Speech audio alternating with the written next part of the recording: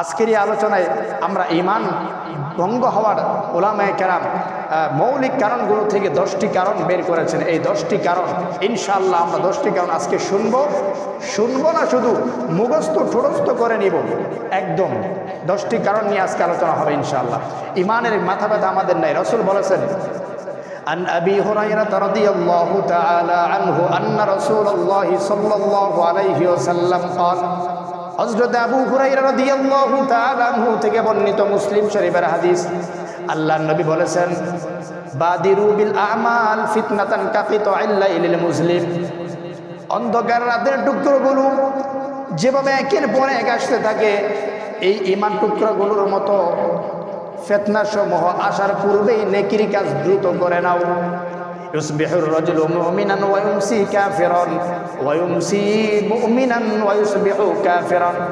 সে সময় এমন অবস্থা হবে, সকালবেলা মানুষ মুমিন থাকবে, সন্ধ্যাবেলা আর মুমিন থাকবে না, সন্ধ্যাবেলা কাফের হয়ে যাবে। সন্ধ্যাবেলা মুমিন থাকবে, সকালবেলা সে কাফেরে পরিণত হবে। এই সময়টা আসার পূর্বে নেকির কাজ দ্রুত করে নাও। আল্লাহর নবী বলেন, সেই সময় এমন অবস্থা হবে, ইয়াবিউদিনাহু বিআরাজিন মিনাদ দুনিয়া, দুনিয়ার সামান্য সম্পদের বিনিময়, দুনিয়ার সামান্য লাভের বিনিময় মানুষ তাদের ধর্ম, দিন, ঈমান কেউ বিক্রি করে দিবে। নাউজুবিল্লাহ বলেন, আর জোরে বলেন না নাউজুবিল্লাহ। সময়টা এখনই চলে এসেছে। আমাদের মনে হয় আশপাশে ঘুরলে দেখা যায় ঈমান ভঙ্গের কত কারণ মানুষের ভিতরে ঘুরতেছে, কোনো খবরই নাই। গাজীপুরে থাকে আমরা বুঝি না, অনেক এলাকা দিয়ে এমন আছে খ্রিস্টান মিশনারিরা কাজ করছে, মুসলমানদের ভিতরে কাজ করে যাচ্ছে, তাদেরকে টাকা দেয়, বাড়ি দেয়, গাড়ি দেয়, কর্মসংস্থার ব্যবস্থা করে তাদের কাছ থেকে ঈমানটাকে ছিনিয়ে নিয়ে খ্রিস্টান বানিয়ে ফেলতেছে। সামান্য অর্থের বিনিময়, একটা গাড়ির বিনিময়, একটা বাড়ির বিনিময়, কর্মসংস্থার বিনিময় তার ঈমানটাকে সে বিক্রি করে দিচ্ছে। এমন অনেক জায়গা আছে, বিশেষ করে বর্ডার এলাকাগুলোতে, আমাদের গাজীপুরেও, কালীগঞ্জ এলাকাতে পুরো একটা এলাকা খ্রিস্টান মিশনারিরা কাজ করে মানুষদেরকে খ্রিস্টান বানিয়ে ফেলেছে। এই জন্য মুসলমান সাবধান হতে হবে, ঈমান যেন আমাদের কোনো অবস্থা দিয়ে ভেঙে না যায়, সব সময় যেন ঈমানের উপর অটল অবিচল থাকতে পারি। আল্লাহ পাক তৌফিক দেন, আমিন বলেন। আমাদের ভিতরে ঈমানের মুযাকারা নাই, ঈমানের আলোচনা আমাদের ভিতরে নাই। সাহাবায়ে কেরামের ভিতরে ঈমানের আলোচনা ছিল, ঈমান নিয়ে তারা টেনশন ছিল, কখন জানি আমার ঈমানটা ভেঙে যায়। হযরত হানজালা ইবনে উসাদি রাদিয়াল্লাহু তাআলা আনহু থেকে বর্ণিত, তিনি বলেন, লাকিয়ানি আবু বকরিন, আবু বকর অনেকদিন আমার সাথে এসে সাক্ষাৎ করলো। আমার সাথে আবু বকর সাক্ষাৎ করে বলল, কাইফা আনতা ইয়া হানজালা, তুমি কেমন আছো হানজালা? হানজালা জবাব দেয়, নাফাকা হানজালাতু, হানজালা তো মুনাফিক হয়ে গিয়েছে। হানজালা মুনাফিক হয়ে গেছে। আবু বকর বলে, আশ্চর্য, কি বলো? সুবহানাল্লাহ, মা তাকুল, হে হানজালা তুমি কি বলতেছো? মুনাফিক কিভাবে হলে? তুমি তো একজন মুসলমান সাহাবী আল্লাহর নবী। হানজালা এবার জবাব দেয়, নাহনু নাকুনু ইনদা রাসূলিল্লাহি সাল্লাল্লাহু আলাইহি ওয়াসাল্লাম, আমরা যখন রাসূলের দরবারে যখন থাকি, উযাক্কিরুনা বিন-নারি ওয়াল জান্নাহ, আল্লাহর নবী আমাদেরকে জান্নাত জাহান্নামের আলোচনা শোনায়, জান্নাত জাহান্নামের বয়ান শোনায়, হাত্তা কান্না রাআই আইনিন, তখন আমাদের অবস্থাটা এমন হয় যেন স্বচক্ষে জান্নাত জাহান্নাম দেখতেছি। ফাইদা খরাজনা মিন ইনদি রাসূলিল্লাহি সাল্লাল্লাহু আলাইহি ওয়াসাল্লাম, কিন্তু যখন আমরা রাসূলুল্লাহর দরবার থেকে বেরিয়ে পড়ি, ফাআফাসনাল আওলাদা ওয়াল আজওয়াজ ওয়াদ দায়াত, পরিবার পরিজন, ফ্যামিলি, সন্তান, চাকরি বাকরি, ব্যবসা বাণিজ্য, দোকানপাটে যখন চলে যায়, ফানাসিনা কাসীরান, রাসূল কি আলোচনা করেছিল অধিকাংশই তো ভুলে যায়। তো মুনাফিক হয়ে গেছি আমরা, এই অবস্থা আমাদের। হযরত আবু বকর বলে, ফাওয়াল্লাহি ইন্না লানালকা মিসলা হাযা, আমারও তো অবস্থা এমনটাই হয়, তার মানে আমিও মুনাফিক, চলো রাসূলের দরবারে যাই। হানজালা আবার বলে, ফানতালাকতু আনা ওয়া আবু বকরিন, আমি এবং আবু বকর দুজনে মিলে চললাম। হাত্তা দাখালনা আলা রাসূলিল্লাহি সাল্লাল্লাহু আলাইহি ওয়াসাল্লাম, আমি আর আবু বকর মিলে এবার রাসূলের দরবারে চলে রাসূলের কাছে আসলাম।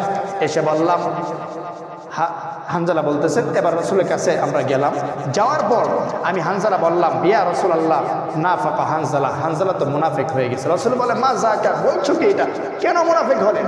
হানজালা আবার বলেন, ইয়া রাসূলুল্লাহ নাহনু নাকুনু ইনদাক, আমরা আপনার নিকট থাকি, তুযাক্কিরুনা বিন্নার ওয়াল জাহান্নাম, জান্নাত জাহান্নামের আলোচনা আপনি আমাদেরকে শোনান। তখন আমাদের দিলের হালত এমন হয়, হাত্তা কান্না রাইয়া আইনিন, সরাসরি যেন জান্নাত জাহান্নাম দেখতেছি, মনটা নরম হয়ে যায়, ইসলামের দিকে মাইল হয়ে যায়। কিন্তু ফাইদা খরাজনা মিন ইনদিকা, আপনার দরবার থেকে যখন বাড়িতে আসি, ফাআফাসনাল আওলাদ ওয়াল আজওয়াজ ওয়াদ দায়াত, দোকানপাটে যখন যাই, চাকরি বাকরিতে যখন ঢুকে পড়ি, সন্তানদের কাছে যখন আসি, পরিবারের ফ্যামিলির কাছে যখন আসি, ফানাসিনা কাসীর, অধিকাংশই তো ভুলে যায়, আর মনে থাকে না।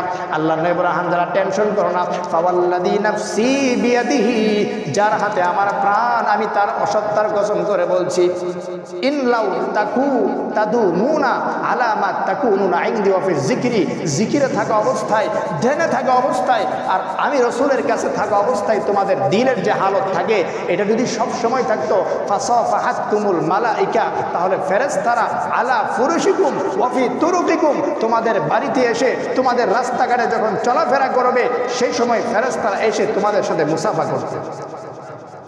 কিন্তু এটা সব সময় থাকবে না, কমে যাবে, আবার ঠিক করতে হবে। রাসূল তারপর সালাসা মাররাত, তিনবার কথা বললেন, ইয়া হানজালা, লাকিন ইয়া হানজালা সাআতান ওয়া সাআতান, তবে আস্তে আস্তে আস্তে চেষ্টা করে যাও, চেষ্টা আস্তে চালায় যাও ঈমান সবসময় ঠিক রাখার জন্য। তো হানজালা একজন আল্লাহর নবীর সাহাবীরা ঈমান নিয়ে কতটাই চিন্তামগ্ন ছিল, না জানি ঈমান হারা হয়ে যায়, না জানি ঈমান হারা হয়ে যায়। আর আমাদের অবস্থা তো এমন হয়েছে, ঈমান নিয়ে আমাদের কোনো টেনশনই নাই, মাথা ব্যথা নাই, ঠিক কিনা বলেন? এই জন্য আজকে ঈমান ভঙ্গের 10টা কারণ বলে দিচ্ছি। এই 10টা ঈমান ভঙ্গের কারণ আমরা সবাই মুখস্থ ফুটস্থ করে সবসময় বাড়ির ভিতরে আমরা কাবার শরীফের ছবি দিয়ে রাখি, মক্কা শরীফের ছবি দিয়ে রাখি, অনেকেই অনেক কিছুর ছবি দিয়ে রাখেন, ঠিক কিনা বলেন? অনেকেই নেতা নেত্রীরও ছবি দিয়ে রাখে, ঠিক কিনা বলেন? কথা বলেন, আরো জোরে বলেন, ঠিক কিনা? এগুলোর ছবি না দিয়ে আমরা ঈমান ভঙ্গের 10টা ছবি, কাবার ছবি দিব। আমরা কোরআনে আয়াতের ছবি দিয়ে ঈমান ভঙ্গের 10টা কারণ বাংলাতে লিখে আমরা লিফলেট আকারে বাড়িতে ঘরে আমরা রেখে দিব, যেন চোখেই সবসময় পরে এই কাজ করলে ঈমান ভেঙে যায়। ঈমান ভঙ্গের 1 নম্বর কারণ হলো আল্লাহর সাথে শিরিক করা। 1 নম্বর কারণ কি বলেন? আরো জোরে বলেন, কি? কার সাথে শিরিক করা? আল্লাহর সাথে শিরিক করা, পার্টনার সাব্যস্ত করা, শেয়ার সাব্যস্ত করা আল্লাহর সাথে কাউকে। এই শিরিকটা আল্লাহ পাক পছন্দ করেন না। হযরতে লুকমান হাকিম তিনি তার সন্তানকে একটা উপদেশ দিয়েছিলেন। আল্লাহ পাকের কাছে উপদেশটা অত্যন্ত ভালো লেগেছে। কোরআনে কারীমের মধ্যে আল্লাহ পাক লুকমান নামে একটা সূরা দিয়ে সেই সূরার মধ্যে লুকমান হাকিমের উপদেশটা তুলে ধরেছে। কি উপদেশ দিয়েছিল লুকমান হাকিম? লুকমান হাকিম বলতেছিল, ওয়া ইয ক্বালা লুকমানু লিবনিহি ওয়া হুয়া ইয়াইযুহু ইয়া বুনাইয়া লা তুশরিক বিল্লাহ ইন্নাশ শিরকা লাযুলমুন আযীম। ও ছেলে, আমি চিরকাল থাকবো না পৃথিবীতে, আমি যখন চলে যাব দুনিয়া থেকে, ছেলে শোনো, ভালো করে শোনো রাখো, সন্তানেরা, যা কিছুই করো না করো, অন্তত আল্লাহর সাথে কাউকে শিরিক করো। আর জোরে বলেন না, শিরিক করো। গভীর মনোযোগ মুসলমান। 1 নম্বর কারণ আল্লাহর সাথে শিরিক করা। 1 নম্বর কারণ কি? 1 নম্বর কারণ আল্লাহর সাথে শিরিক করা। শিরিকটা আবার 2 প্রকার। 1 প্রকার শিরিক হলো শিরিক আকবার, বড় শিরিক। বড় শিরিক যে ব্যক্তি করবে সে সরাসরি মুশরিক হয়ে যাবে, মুসলমান থাকবে না। বড় শিরিকটা কি? মৃত ব্যক্তির কাছে যে সাহায্য চাওয়া, আছে না নাই? আরো জোরে বলেন, আছে না নাই? একটু আস্তে আওয়াজ মনে হলো, নাই মনে হয় আমাদের সমাজে, আছে না নাই? মৃত ব্যক্তির কাছে যাই, মাজারে যে সাহায্য চাই, সন্তান নাই, মাজারে যায় সন্তান চাই, আছে? সন্তান দেওয়ার মালিককে বলে। ব্যবসায় মন্দা চলতেছে, মাজারে যায় বলে, বাবা ব্যবসায় মন্দা, 1000 টাকা দিয়ে বলে, বাবা মন্দা, একটু এদিকে তাকাও না। 1000 টাকা যদি মসজিদ দিতেন, আমি কসম করে বলতেছি যে 1000 টাকা মাজারে দিয়ে আসতে, ওটা যদি মসজিদে দিতেন, 100% যদি তাকওয়া নিয়ে দেন, আল্লাহ আপনার ব্যবসার মন্দা দূর করে দিবে। কিন্তু মাজারে যদি দেন, মন্দা তো দূর হবেই না, আরো মন্দায় আল্লাহ পাক কোনো না কোনো সময় আপনি পড়ে যাবেন।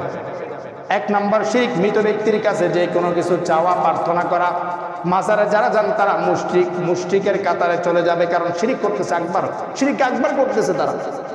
শিরিক আকবার, মাজারকে বিশ্বাস করে। বাবা শাফাত মনে করে আল্লাহ ব্যতীত সেই কিয়ামতের ময়দানে তাকে সুপারিশ করে জান্নাতে নিয়ে যাবে, নাউজুবিল্লাহ বলেন। 2 নাম্বার, যেই কাজ আল্লাহ দিতে পারে, একমাত্র আল্লাহ দিতে পারে, আর কেউ দিতে পারে না, এমন কাজ বান্দার কাছে চাওয়া হলো শিরকে আকবার। শিরকে আকবরের ব্যাপারে আল্লাহ পাক বলেন,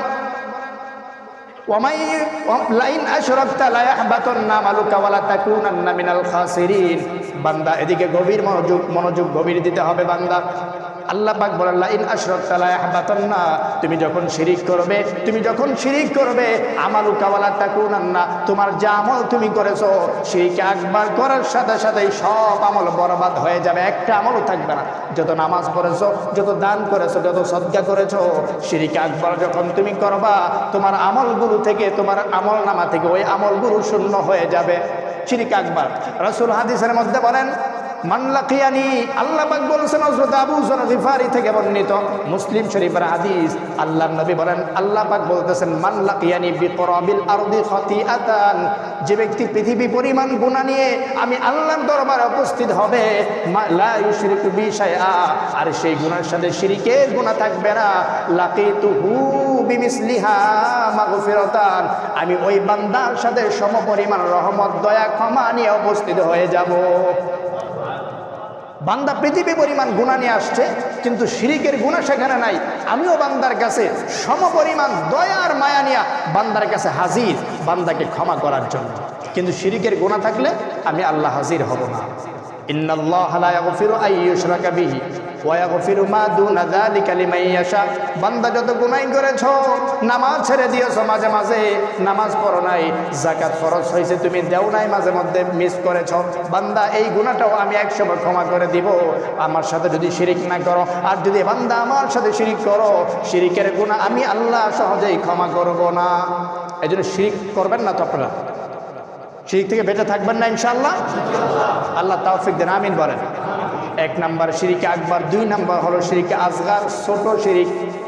এই ছোট শিরিক যে ব্যক্তি করবে সে মুশরিক হবে না, কিন্তু গুনাহে কবিরা হবে, তওবা করলে আল্লাহ ক্ষমা করে দিবে। ছোট শিরিক কি? আল্লাহর নবীর সাহাবী, আল্লাহর নবী বলতেছেন, রাসূল বলেন, ইন্না আখওয়াফা মা খাফা আলাইকুম আশ-শিরকুল আসগার, আমার উম্মতরা তোমাদের উপর সবচাইতে বেশি ভয় আমি যে জিনিসটার পাই, সেই জিনিসটা হলো শিরকে আকবার, শিরকে আসগর। সাহাবায়ে কেরাম আল্লাহর নবীকে বলল, ক্বালু মান ইয়া রাসূলুল্লাহ, শিরকে আসগরটা আবার কি? আল্লাহর নবী বললেন, আর রিয়া, শিরকে আসগর হলো রিয়া, লোক দেখানো ইবাদত, আছে না নাই? আরো জোরে বলেন, আছে না নাই? মসজিদের কাছে রাজনৈতিক সমাবেশ হয়েছে, নামাজে কোনো সময় যাই না, মসজিদের পাশে রাজনৈতিক সমাবেশ, এখন যদি নামাজে না যাওয়া হয়, আজান হয়ে গেছে, তাহলে তো বুট অর্ধেক এখানে মাইনাস হয়ে যাবে। এখন কি করবে? ওযু আছে না নাই সেটার কোনো চিন্তা নাই, মুসল্লিদের সাথে সাদৃশ্যতা করতে হবে বুটের জন্য, আল্লাহু আকবার, দাঁড়িয়ে যায়, আছে না নাই? কথা বলেন। আল্লাহ পাক বলেন, ফাওয়াইলুল লিল মুসাল্লিন, এই ধরনের মুসল্লি যারা আছে, মানুষকে দেখানোর জন্য নামাজ পড়ে এজন্য দোকানে কাস্টমার বেশি আসবে, কারণ নামাজিদের দোকানে লোক বেশি যাবে, নামাজি ঠকাবে না। এই জন্য যারা নামাজ পড়বে, লোক দেখানো নামাজ, লৌকিকতার নামাজ যারা পড়বে, আর নামাজে অলসতা যারা করবে, আল্লাহ পাক এদের জন্য বলেন সূরা মাউনে, ফাওয়াইলুল লিল মুসাল্লিন আল্লাযীনা হুম আন সালাতিহিম সাহুন আল্লাযীনা হুম ইউরাউনা ওয়া ইয়ামনাউনাল মাউন। ফাওয়াইলুল লিল মুসাল্লিদের জন্য ওয়াইল নামক জাহান্নাম, ধ্বংস। নাউজুবিল্লাহ বলেন। আল্লাহ পাক এই মুসল্লি হওয়া থেকে আমাদের হেফাজত করুন, আমিন বলেন। 1 নম্বর শিরিক করা। 2 নম্বর আল্লাহ এবং বান্দার মাঝে কাউকে মধ্যস্থতাকারী সাব্যস্ত করা, এটাও হলো ঈমান ভঙ্গের 2 নম্বর কারণ। মনে করেন আল্লাহর কাছে আমি সরাসরি ক্ষমা চাইলে আল্লাহ আমাকে ক্ষমা করে দিবে, ক্ষমা চাওয়ার জন্য কারো মধ্যস্থতা দরকার নাই। কিয়ামতের ময়দানে আল্লাহ পাক বান্দাকে সুপারিশ করবে, এর জন্য কোনো বাবা, কোনো পীর, কোনো ওলি এখানে মধ্যস্থতা করার কোনো মানেই হয় না। এই মধ্যস্থতা যে করবে, আল্লাহ পাক বলেন এটাও ঈমান ভঙ্গের একটা কারণ। ওয়ায়াবুদুনা মিন দুনিল্লাহি মা লা ইয়ানফাউহুম, তারা আল্লাহ ব্যতীত এমন জিনিসের ইবাদত করে, মা লা ইয়াদুররুহুম ওয়া লা ইয়ানফাউহুম, যেই জিনিস তাদেরকে কোনো অপকার, কোনো ক্ষতি কিছুই করতে পারবে না। ওয়ায়াকুলুনা হাউলাই শুফাউনা ইনদাল্লাহ, তারা বলে এই লোকগুলোর ইবাদত আমরা এই জন্য করি, এরা কিয়ামতের ময়দানে আল্লাহর কাছে আমাদের পক্ষ হয়ে সুপারিশ করবে। বলেন নাউজুবিল্লাহ। আল্লাহর পক্ষ, আল্লাহর কাছে আমাদের পক্ষ হয়ে সুপারিশ করার অনুমতি তাকে যাকে দেওয়া হবে সেই করতে পারবে, এছাড়া আর কেউ করতে পারবে না। এই জন্য 2 নম্বর কারণ হলো আল্লাহ বান্দার মাঝে কাউকে মধ্যস্থতাকারী মানা যাবে না। গুনাহ করেছো মুমিন, অপরাধ করেছো মুমিন, অন্যায় করেছো, কোনো টেনশন নাই, কারো মধ্যস্থতা দরকার নাই। মসজিদের ভেতরে আসে অথবা ঘরের নীরব কোনো জায়গাতে যে 2 রাকাত নামাজ পড়ে আল্লাহর কাছে হাত উঠে চোখের পানি ছেড়ে দিতে দেরি হবে। আমার মাওলা রব্বুল আলামিন এমন দয়ালু, মাফ করতে দেরি হবে না, ক্ষমা করে দিবে, কারো মধ্যস্থ দরকার নাই। 3 নাম্বার, মুশরিক কাফেরদেরকে মুশরিক মনে না করা। মুশরিক কাফেরদেরকে মুশরিক মনে না করা, ওদেরকে মুশরিক মনে করতে হবে। এই জন্য আমরা চিল্লাই যে কাদিয়ানীদেরকে কাফের ঘোষণা করতে হবে। কেন ঘোষণা করতে হবে? কারণ কাদিয়ানী আমার রসুলকেই সর্বশেষ নবী মানে না, আর আমার রসুলকে যে শেষ নবী মানে না সে মুসলমান আছে না নাই? একটু জোরে কোন আছে না নাই? তাহলে তো সে মুসলমান নাই। সুতরাং আমরা মুসলমান হয়ে যদি কাদিয়ানীদেরকেও মুসলমান মনে করি, মুশরিকদেরকে মুশরিক মনে না করা, এটা ঈমান ভঙ্গের 3য় কারণ। এজন্য মুশরিকদেরকে মুশরিক মনে করতে হবে। 4 নম্বর কারণ, সময় সংক্ষিপ্তের জন্য দ্রুতই বলতেছি, আমাদের এই পুরো আলোচনাটা আপনার ঈমান ভঙ্গের কারণগুলো মুখস্থ রাখবেন, লাস্টে আমি সংক্ষিপ্ত করে বলে দিব। আর এই আলোচনাটা আপনার আমাদের ফেসবুক পেজ আছে মাওলানা জুনায়েদ বিন শফিক নামে, এবং ইউটিউব চ্যানেল আছে, এখান থেকে আমরা সার্চ করে পুরো আলোচনা ঈমান ভঙ্গের কারণটা আমরা সবাই মুখস্থ করে এগুলো লিফলেট আকারে আমরা সবসময় বাসায় ঝুলিয়ে রাখবো, যেন নজর পড়ে যে এটা ঈমান ভঙ্গের কারণ। আল্লাহ তৌফিক দেন, আমিন বলেন। 4 নম্বর কারণ, রাসূল সাল্লাল্লাহু আলাইহি সাল্লামের কথার চেয়ে অন্য কারো কথাকে উত্তম মনে করা। রাসূল একটা হাদিস বলেছে, ওইটা তার পছন্দ হয় না, তার একজন লোক আরেকটা কথা বলেছে, ওইটা তার পছন্দ হয়। রাসূল বলেছে, ও বান্দা শোনো, ইসলামটাকে মানো, আল্লাহ পাক দেশে শান্তি দিবে। কিন্তু রাসূলের কথা তার পছন্দ হয় না। ইসলাম মানলে তো দুনিয়াতেই চলা যাবে না, ইসলাম মানলে তো দুনিয়াতেই চলা যাবে না, বিপদে পড়তে হবে। না ওই গণতন্ত্র যা বলেছে, কার্ল মার্কস যে আদর্শ চালু করে গিয়েছে, আদর্শ নামে কলঙ্ক যেটা চালু করে গিয়েছে, ওগুলো বিশ্বাস করে, কিন্তু রাসূলের কথা বিশ্বাস করে না, ঈমান কিন্তু ঠিক থাকবে না, ঈমান চলে যাবে। আল্লাহ পাক বলেন, আলাম তারা ইলাল্লাযীনা ইয়াজউমুনা আন্নাহুম আমানু, হে রাসূল তুমি কি দেখো না ওই সকল ব্যক্তিদের দিকে যারা ধারণা করে নিশ্চয়ই তারা ঈমান এনেছে।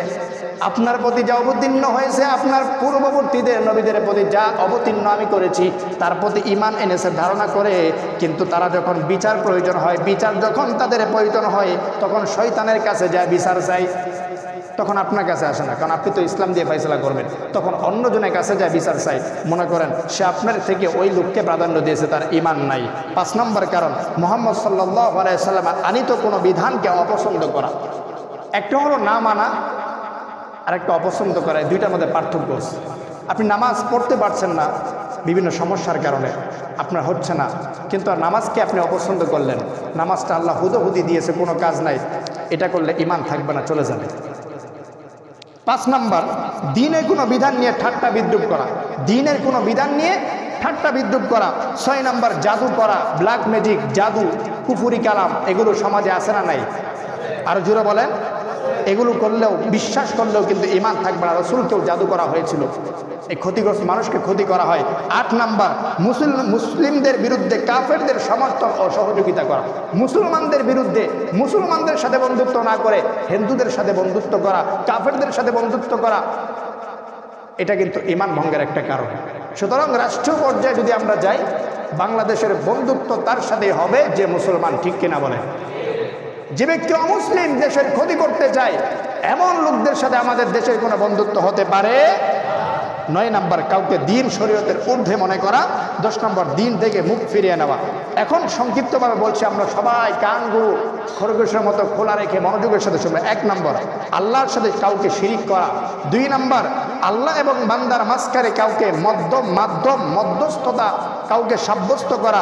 3 নম্বর, মুশরিক এবং কাফেরদেরকে কাফের মনে না করা। 4 নম্বর, নবী সাল্লাল্লাহু আলাইহি সাল্লামের কথার চাইতে অন্য কারো কথাকে উত্তম মনে করা। 5 নম্বর, মুহাম্মদ সাল্লাল্লাহু আলাইহি ওয়াসাল্লাম আনিত কোনো বিধানকে অপছন্দ করা। 6 নম্বর, দ্বীনের কোনো বিধান নিয়ে ঠাট্টা বিদ্রূপ করা। অনেকেই কিন্তু এটা করে সমাজে, ঠাট্টা বিদ্রূপ করে। এই জন্য আমরা খুব সাবধান থাকবো, দ্বীনের কোনো বিধান নিয়ে ঠাট্টা বিদ্রূপ করলে কিন্তু ঈমান থাকবে না। 7 নম্বর, জাদু করা। 8 নম্বর, মুসলিমদের বিরুদ্ধে মুশরিকদের সমর্থন এবং সহযোগিতা করা, তাদের সাথে বন্ধুত্ব করা, মুসলমানদেরকে প্রাধান্য না দিয়ে 9 নম্বর কাউকে দিন শরীয়তের ঊর্ধ্বে মনে করা, কারো কথাটাকে দিন থেকে, কোরআন থেকে, হাদিস থেকে বেশি গুরুত্ব দেওয়া ঈমান ভঙ্গের একটা কারণ। 10 নম্বর, দিন থেকে মুখ ফিরিয়ে নিলেন। আপনার দিন ভালো লাগে না, ইসলাম প্রতিষ্ঠিত হোক দেশে, এটা আপনার ভালো লাগে না, দিন থেকে আপনি মুখ ফিরিয়ে নিলেন, আপনার ঈমান থাকবে না। আল্লাহ পাক রব্বুল আলামিন ঈমান ভঙ্গের এই কারণগুলো আমাদের সকলকে মুখস্থ ঠুরস্থ করে ঈমান আমাদের জন্য আমরা সবসময় ঈমান নিয়ে থাকতে পারি। আল্লাহ সেই তৌফিক দেন, আমিন বলেন। কবরে যখন ডাক এসে যাবে তখন যেন ঈমান নিয়ে কালিমা পড়তে পড়তে কবরের দিকে যেতে পারি। আল্লাহ পাক সকলকে তৌফিক দেন, আমিন বলেন।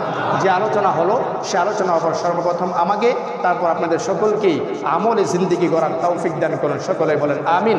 ওয়া আখিরু দাওয়ানা আলহামদুলিল্লাহি রাব্বিল আলামিন।